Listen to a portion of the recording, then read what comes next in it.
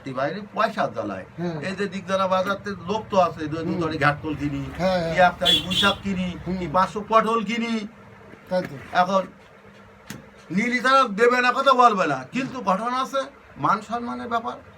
আসলে কয় ও কাকা, ও দাদা, সে তরকারি নির্গিসা কবে, সে টাকা কই।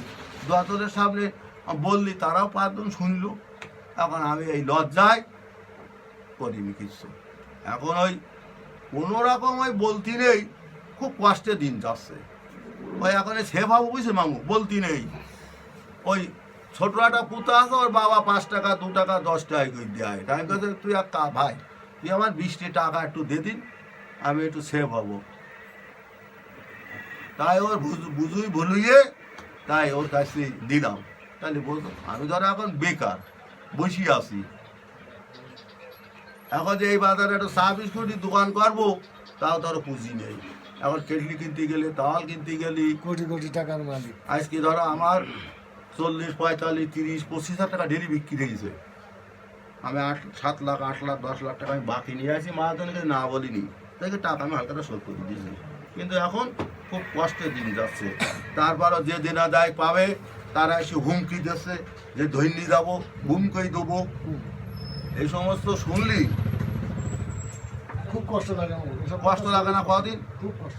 আজকে আটা গুলি খাইও দিন গেছে, কাঁঠাল খাদ্য খাইও দিন গেছে, ছাতু খাইও দিন গেছে। তা কোনোদিন মানুষ বাড়ি আসেনি, কোনোদিন এক কথা বলেনি, খুবই চাল খেয়েও দিন গেছে। কিন্তু এখন মামু তুমি তো তোমার দোয়া জানা তো আর কিছু না, আমরা একই জায়গায় বসবাস, একই জায়গায় কষ্টের দিন সবকিছু দেখিস তুমি, তোমরা তো সবকিছু দেখিস। এখন বাড়ির মধ্যে শুক্রবার দিনে সবাই গোস্ত কিনে খায়। এখন আমার ওই রান্না হয় ধরো ওই গোস্তের ওই ঘ্রাণ, ধরো ওই রান্না হয় পরে, এখন যখন কানে নাকে আসে, এখন ধরো ওই ছোট্ট একটা বাচ্চা আছে, বর্দি আমাকে মাংস কি নিয়েই দে বর্দা। বর্দা কয়টি কিনবে? বর্দার কি কোনো কামাই আছে? আসসালামু আলাইকুম। ঠিক আছে। আর কি বলবো মামু, ওই একটা জামাই অসুস্থ, বাইকেল গাড়া খলিশকালি, সে একটা হোল ফুলিয়ে এরা হয়েছে। আচ্ছা। এখন সে ডাক্তার দেখাচ্ছে, অপারেশন করতে হবে না, পুরুষ অঙ্গ তো অপারেশন করা যায় না। না। সে জামাই মেয়ে আমাদের কাঁদছিস। তাই না, তোরা তো বলতেছিস তুই একটু দেখতে যাবো, সে খরচের টাকাও নেই যাওয়া। তারপরে জামাই কিছু সাহায্য করবো, তাও আমার দেওয়ার মতন নেই। এখন তো তুমি খুব নির্ভর, তাই না?